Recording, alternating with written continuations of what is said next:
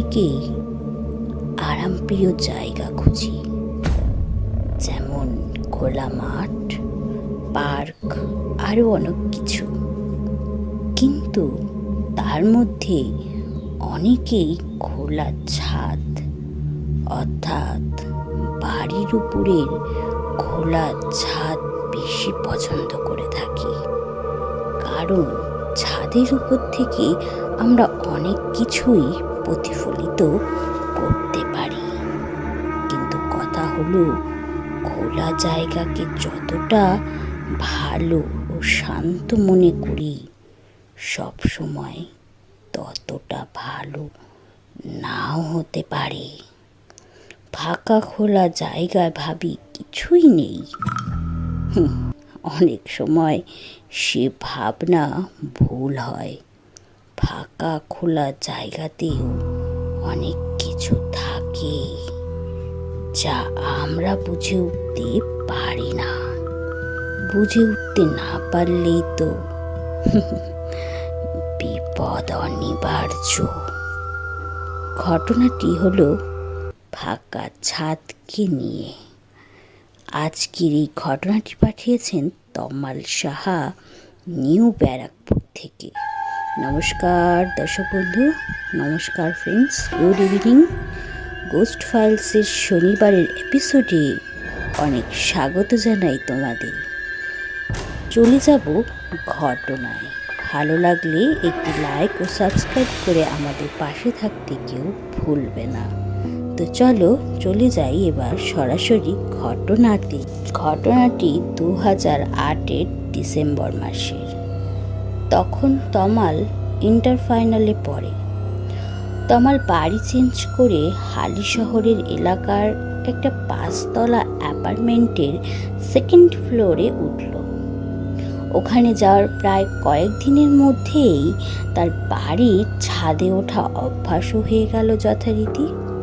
ছাদে অন্য ফ্ল্যাটের লোকজনও উঠত, কিন্তু ঠিক এরকমই একটা সময় একদিন বিকেলে হঠাৎ করে তমালের সাথে একটি মেয়ের পরিচয় হলো। মেয়েটির নাম বলল ইনছা। তমাল একটু অবাক হয়ে বলল, ইনছা? ইনছা শব্দের অর্থ জানতে পারি? মেয়েটি তমালকে জানালো, ইনছা শব্দের অর্থ হচ্ছে সৃষ্টি। মেয়েটি দেখতে মাঝারি গড়নের, খুব সুন্দর ও মায়াবী। ওর ফ্যামিলি নাকি 3 বছর ধরে এই ফ্ল্যাটের 5তলাতেই ভাড়া থাকতো। তার মানে ওই বাড়ির প্রথম থেকে ওরা ভাড়াটিয়া হিসাবে থেকেছে। আশ্চর্যজনকভাবে মেয়েটি সেই দিন তমালের নাম বলে দিল। তমালের আরও একটা নাম হলো শাও। তমাল অবাক হয়ে জিজ্ঞাসা করল, তুমি আমার নাম কিভাবে জানলে? আমরা তো এখানে নতুন এসেছি। সে তমালকে বলল, আমি তোমাকে প্রথম দিনই দেখেছি, আর তোমার 6 বছরের ছোট্ট সেই ভাইটার কাছ থেকে তোমার নাম জেনেছি। এই বলে সে খুব হাসতে শুরু করলো। ওই দিন বিকেল থেকে সন্ধ্যা পর্যন্ত তমালের সাথে অনেক কথাও হলো। এইভাবে প্রতিদিন ছাদে একটা জায়গায় তারা কথা বলতো। একদিন মেয়েটি তমালের কাছ থেকে তার ফোন নাম্বার চেয়ে নিল আর তাকে একটা গিফট প্রদান করলো।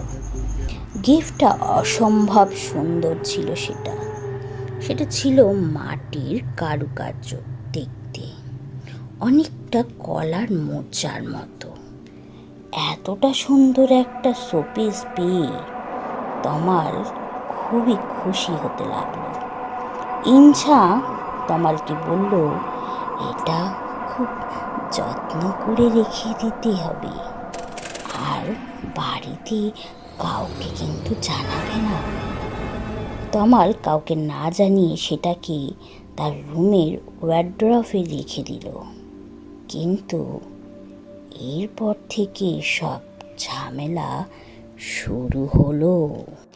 এই করে করে আস্তে আস্তে তমালের সাথে মেয়েটির খুবই ঘনিষ্ঠ হতে লাগলো এবং প্রায় সারা রাতই মেয়েটির সাথে তমাল কথা বলতে থাকে। এমন একটা সময় আসলো যখন মেয়েটির সাথে এক মুহূর্ত কথা না বলে তমাল যেন থাকতে পারত না। মাঝে মাঝে রাত 2-3টে পর্যন্ত কথা বলত। কথা বলতে বলতে এক সময় ছাদে চলে যেত দেখা করার জন্য। বিপদ যখন আসে ঘরে বসে থাকলেও সেই বিপদ থেকে রেহাই পাওয়া মুশকিল। যাই হোক, কিন্তু কখনো ভাবতো না যে কিভাবে ওই মেয়েটি ছাদে আসতো। একই ছাদ। এইভাবে প্রায় 1 মাস চলে গেল যথারীতি। হঠাৎ একদিন ছোট ভাই কাঁদতে কাঁদতে তমালের কাছে আসলো আর কি জানি বলতে চাইলো। জিজ্ঞাসা করলো তমাল, কিন্তু ও কিছুই যেন বলতে পারল না। তমাল রুমে গিয়ে দেখলো কেমন যেন একটা আশ্চর্য গন্ধ চারিদিকে ছড়িয়ে আছে। কিন্তু কথাটা হচ্ছে, যবে থেকে ওই শোপিস ঘরে এনেছে তবে থেকেই গন্ধ ছড়িয়ে আছে। ঘড়িতে তখন প্রায় 12টা কি 11:30। গন্ধটা তমালের খুব পরিচিত মনে হলো, কিন্তু মনে করতে পারছিল না গন্ধটা খুব হালকা, কিন্তু অনেক দূরে চলে যাওয়ার মতন একটা গন্ধ।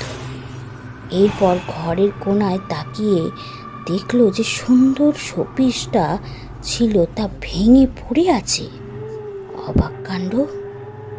আর একটা ভয়ঙ্কর বিষয় লক্ষ্য করলো, মাটির শোপিসটার ভেতরে গা খুব সূক্ষ্মভাবে ছোট করে কিছু লেখা আছে আর কিছু প্রতীক খোদাই করা ছিল। তমাল দিশে না পেয়ে সাথে সাথে তার মাকে ওই গিফটের লেখা আর প্রতীকগুলির কথা খুলে বলল, আর কে দিয়েছে সেটাও বলল। মা অবাক হয়ে গেলেন এবং তমালের উপর বীভৎস রাগ দেখালেন। তিনি সেগুলো দেখতে চাইলেন আর দেখে সব কিছু যেন বুঝতে পারলেন। ওইদিকে ইনছা আর ফোন ধরছিল না যথারীতি। ছাদে উঠে ইনছাকে ফোন করলো তমাল র্যান্ডাম, কিন্তু খুব আশ্চর্যজনকভাবে ওই প্রথম নাম্বারটা বন্ধ পেল। পরের দিন মা একজন হুজুরকে ডেকে নিয়ে আসলেন, আর হুজুর এসে রহস্যের জট খুলে দিলেন। তিনি লেখা আর ওই প্রতীকগুলো দেখে সব কিছু যেন জলের মতন বুঝতেও পারলেন।